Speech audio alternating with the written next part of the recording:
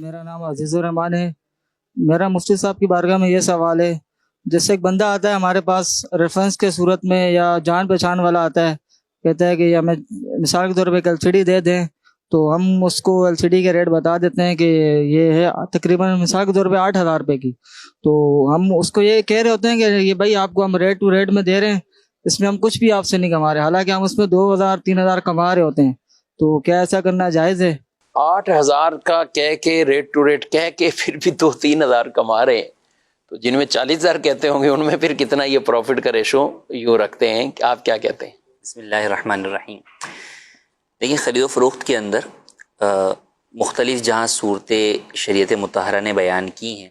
بنیادی چیز چاہے وہ خرید و فروخت ہو یا اور دیگر امور ہوں، ان کے اندر اسلام جو ہے وہ جھوٹ کی مذمت کرتا ہے، اس سے بچنے کا حکم دیتا ہے،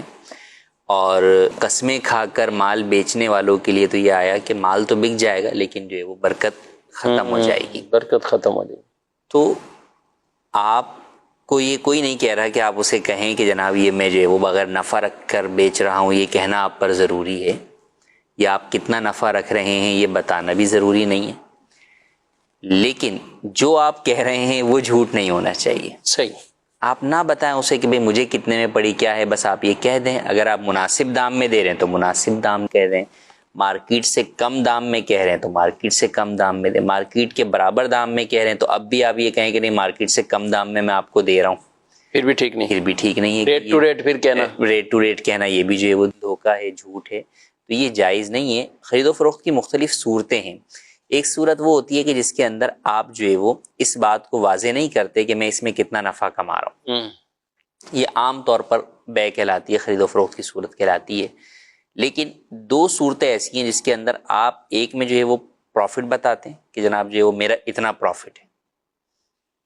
اس کو بے مرابحہ کہا جاتا ہے کہ آپ نفع جو ہے وہ رکھ رہے ہیں اور اس نفع کو سامنے والے کے سامنے آپ بیان بھی کر رہے ہیں، اور ایک جو ہے وہ بے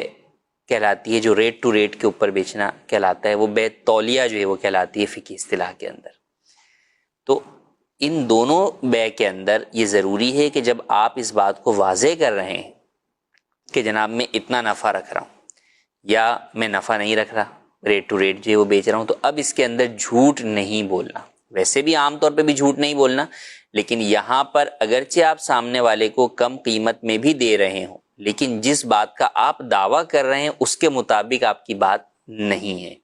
تو ایسا کرنا جو ہے وہ ہرگز جائز نہیں ہے۔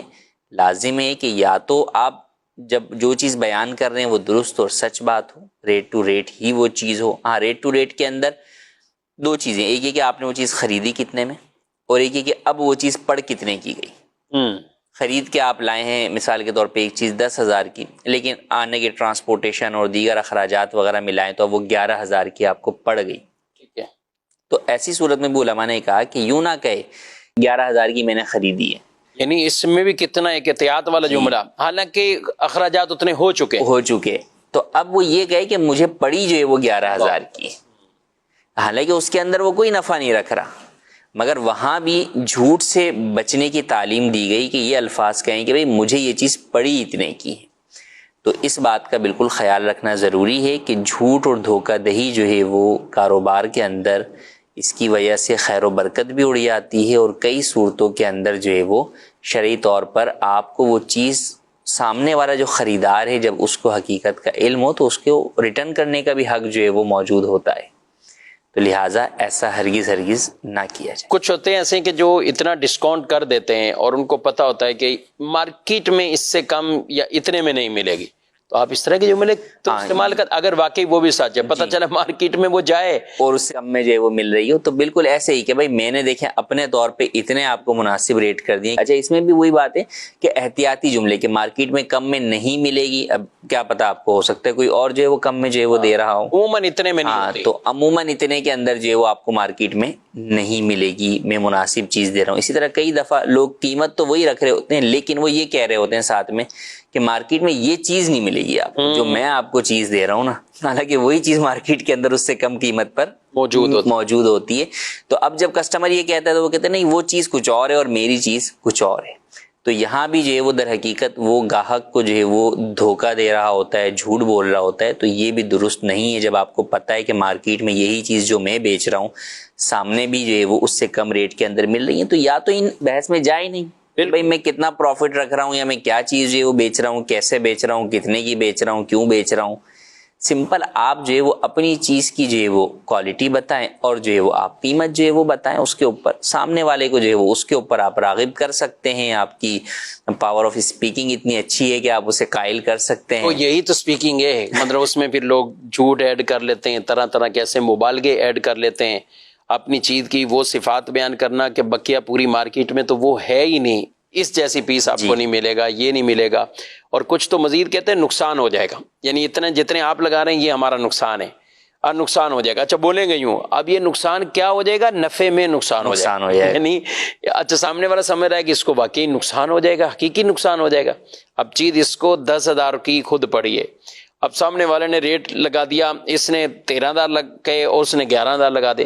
تو 1,000 روپے نفع ہے، لیکن یہ کہیں گے کہ ہمارا نقصان ہو جائے گا، اور مراد یہ لیتے ہیں نفع میں نقصان ہو جائے گا. تو یہ مناسب ہے؟ یہ ایسے لفظ بھی کہنا جو ہے وہ جائز نہیں ہے. نقصان سے مراد یہی ہے کہ آپ جتنے میں چیز لے رہے ہیں، آپ نے جتنے میں خریدی یعنی دکاندار نے اس سے کم میں وہ لگائے، یعنی آپ کے کیپٹل میں نقصان ہو جائے. یا جو ہے وہ آپ کہیں کہ بھئی ٹھیک ہے میں نے خریدی تو 10 کی ہے لیکن پڑ مجھے 11 کی گئی ہے، تو اب اگر میں آپ کو 10.5 کی جو ہے وہ بیچوں گا تو مجھے جو ہے وہ نقصان ہو جائے گا. تو یہ تو پھر بات حقیقت پر مبنی ہوگی، لیکن اس کے علاوہ جو بھی چیزیں آپ بول رہے ہیں تو وہ جائز نہیں ہے. تو ایسے لوگ جو کہ بہت زیادہ جو ہے وہ چرب زبان ہوتے ہیں اور وہ اس طرح کی ساری چیزیں جو ہے وہ اس میں شامل کر لیتے ہیں اپنی سیل میننگ کے اندر،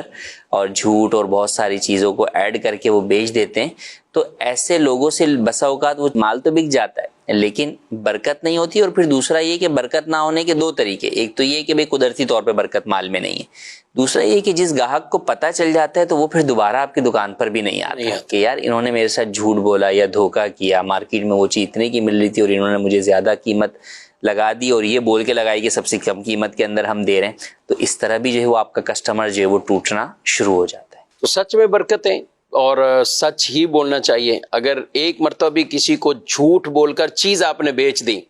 اور اس کو بعد میں پتہ چل گیا، یقین کریں زندگی بھر کبھی آپ کی دکان پر وہ قدم نہیں رکھے گا، یعنی پھر وہ آئے گا ہی نہیں آپ کی طرف. کیونکہ جھوٹ ایسی بری چیز ہے